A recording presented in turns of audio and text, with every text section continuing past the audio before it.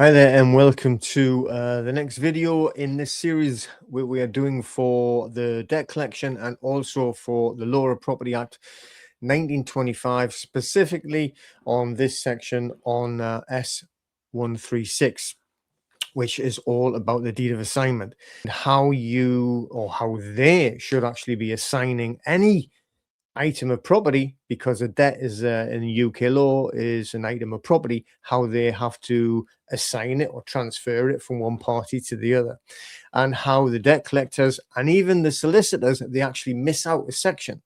So when they're reading it out, they always miss out the part that says under the hand of the assignor, and that is actually what's written in the statute. So they are abusing statute. Or hopefully you've been watching the video series right from the beginning, explaining, and all we're doing is giving information. It's not opinion. It's not any kind of like highfalutin or pseudo legal stuff. This is legislation, regulation, and well, law when it comes to the Law of Property Act 1925. So we're going to look now at some of the replies. Now we're going to go over a lot like in a while, and I'm going to show you the scenes, and we'll go over it as like very similar to the other ones. But I thought I would do a little bit more of an intro, what replies you're going to get, because you will get ridiculous replies from the debt collectors when you send the SAR or the subject access request. And that is all to do with Article 15 and the GDPR. You're allowed to do that, and then they have a legal duty to respond.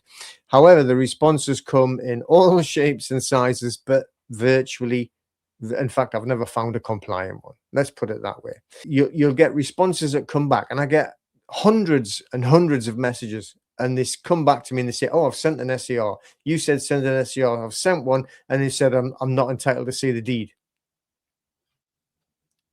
And you know, these are debt collectors. They have pretending that they've actually purchased a debt, which they haven't. They're pretending that they've got a legal title, which they haven't. And they're actually pretending that they have got a lawful reason to be actually processing your data, and they haven't. Why are they going to start telling you the facts and what is true now? It is a process. GDPR is a process. The SAR, the whole thing is a process. You start at the beginning, you go to the end, and what is it doing? It's gathering evidence. It's what you're doing is you are getting their responses to tell them what their actual legal standing is. You want them to say that, you know, you want them to actually come back. So some of them, they'll say, oh no, it's a simple debt sale, so that there is no deed of assignment needed. What is a simple debt sale? Any item of property in the UK law to transfer from one party to the other needs a deed. In this case, a deed of assignment. To say it's a simple sale is just ridiculous. But you want them to say that, so you keep the evidence. When you send your SAR off, you send it first class signed for or recorded delivery. However you've sent it, make sure it's recorded and you've got proof of posting, proof of receipt, as in they've signed for it, and you keep that proof. Then when you get the responses, you keep that proof as well, because that is all your evidence when you are putting your case forward. And they come up and it's like, well, that's all private information. You're not allowed it. Brilliant. Don't worry about it. When they say, well, another one, I like this one. They say it's a forward flow agreement. A what? A what? A forward flow agreement? I bet you've heard that one, have you? And because of that, there's no deed of assignment. Yeah, okay, another ridiculous made-up response. Or they'll say, well, that's commercially sensitive. You're not allowed to see that. We can't give you that because then we would be giving away data belonging to other people. That should actually be a little clue to you. What other people would be on anything to do with the debt that belonged to me? Surely if it's my data, that's my data.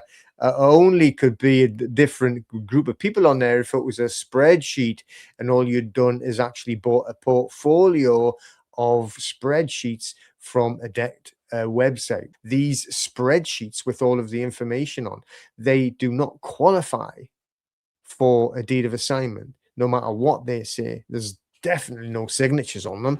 You know, and what they also say is that, well, we've got the deed of assignment, but your data is not on there. There's no data on a deed of assignment.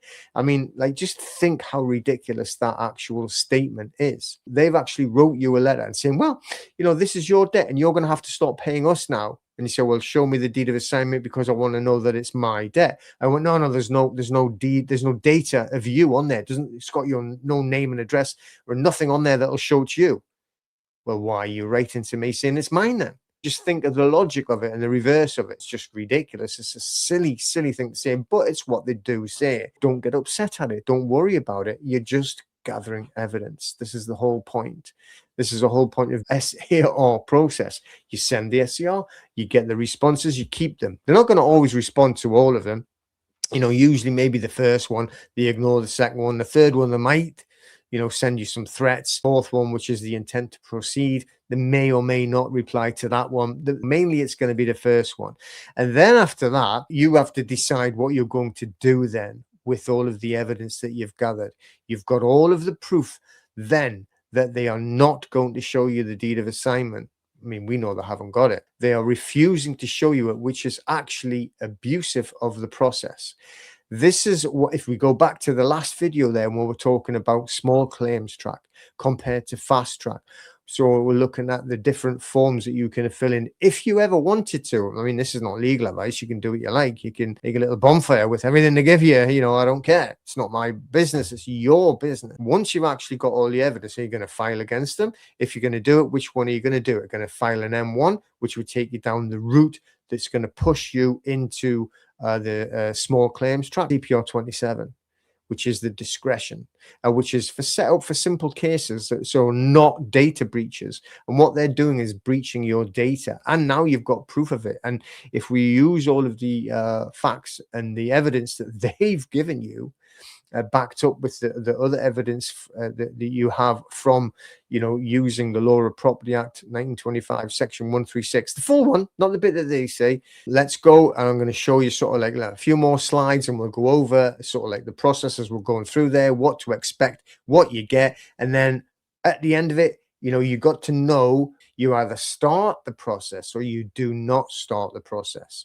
You can't start it and then expect miracles. Debt collectors, the same as bullies, they need to be put in their place. They will not stop until they have been lawfully and legally stopped and put in their place. Obfuscation is the tool of the debt collectors. They muddy the waters to cause FUD. What is FUD? Fear, uncertainty, and doubt. But do not allow them to sow seeds of doubt. What you have to understand is this: these replies are not answers, they are not law, they are not facts, they are deflections. And every deflection is evidence that they do not want you looking at the very thing that gives them away, the deed of assignment.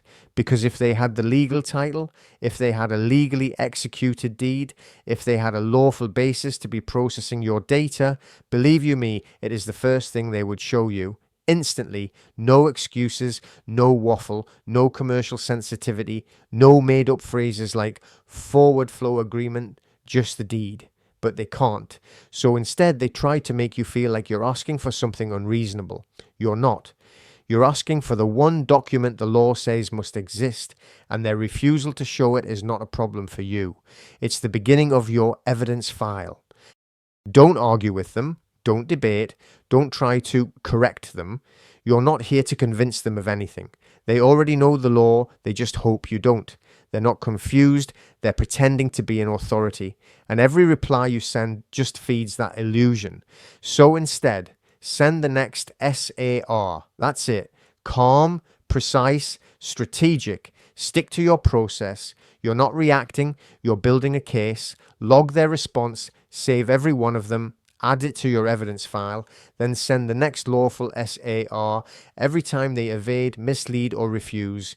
Keep in mind, they are actually helping you. So let them pretend.